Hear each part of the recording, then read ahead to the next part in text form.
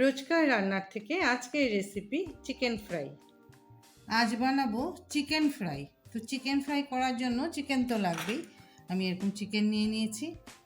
আর লাগবে দই, আদা, রসুন, লবণ লঙ্কা তো লাগবেই, ময়দা আর বেসন, গরম মশলা, আজওয়াইন, ডিম, লেবু আর ফুড কালার। এই দিয়ে আমি আজ বানাবো চিকেন ফ্রাই। আমরা চিকেনটা মেখে রাখবো। তো আমি চিকেনটাকে ধুয়ে একটু জল ঝরিয়ে সুন্দর করে নিয়েছি। এখন আমি তাতে দিয়ে দিব দই। দিয়ে দিলাম দই ধরো 3 চামচের মতন দই দিলাম।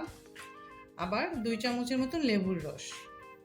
আর তাতে দিয়ে দিব আদা রসুন পেস্ট। আমি এখানে ছোট একটা রসুন নিয়েছি গোটা, আর 2 কোড়ের মতন আদা। তো আদা রসুনের পেস্ট দিলাম, একটু ধনে পাতাও দিয়ে দিলাম। আর দিয়ে দিব লবণ তো লাগবেই।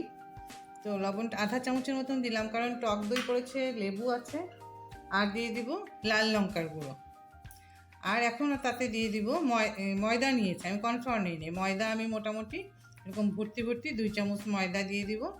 আর 2 চামচ, এই 1.5 চামচের মতন বেসন, আর লাগবে না। আর এখন আমি তাতে দিয়ে দিব ফুড কালার। ধরো বেশি না, 1 চিমটিকে 1.5 চিমটি ফুড কালার দিয়ে দিলাম, একটু রঙটা দেখতে সুন্দর হওয়ার জন্য। আর তাতে এখন আমি দিয়ে দিব আজওয়াইন আধা চামচ। আর দিয়ে দিব গরম মশলা, গুঁড়া গরম মশলা। এটাকে আমি আর দিব ডিমটা ভেঙে দিয়ে দিলাম।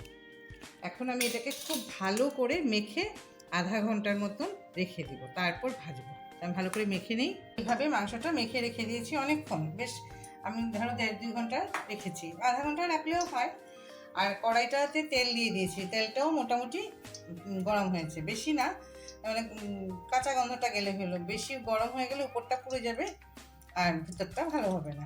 তা এখন আমি এই যে মাখা মাংসটা সুন্দর করে একটা একটা করে মিডিয়াম আঁচে আস্তে আস্তে ভাজবো, নয়তো কি উপরটা সিদ্ধ হয়ে যায়, ভিতরটা কাঁচা থাকবে। তো তখন আমি একটা একটা করে মাংসটা দিয়ে সুন্দর করে ভেজে নিই। একদম খেতে এত ভালো লাগে জানো, আমরা যে কিনে খাই চিকেন ফ্রাই ঠিক এরকম লাগে, তার চেয়েও ভালো লাগে ঘরে বানানো। তো এই এখন এগুলো একটু ভাজি। এখন গরমের দিন রান্নাঘরে বেশি আসতে ইচ্ছা করে না, কিন্তু ধরো আমাদের করতেও হয় বাচ্চাদের জন্য। তখন আমি এটা মিডিয়াম আছে আস্তে আস্তে ভেজে নিই, তারপরে দেখাই। মিডিয়াম আছে আমি কড়া করে ভেজে নিয়েছি। এত সুন্দর হয়েছে না, গন্ধটাও কি ভালো বেরিয়েছে গো। এখন আমি উঠিয়ে নেবো। এইভাবে সবগুলি কড়া করে ভেজে নিয়েছি, কারণ কড়া না করলে উপরটা ক্রাঞ্চি হয় না। তো এই জন্য কড়া করে ভেজে নিয়েছি। এখন আমি উঠিয়ে তারপরে সার্ভ করবো।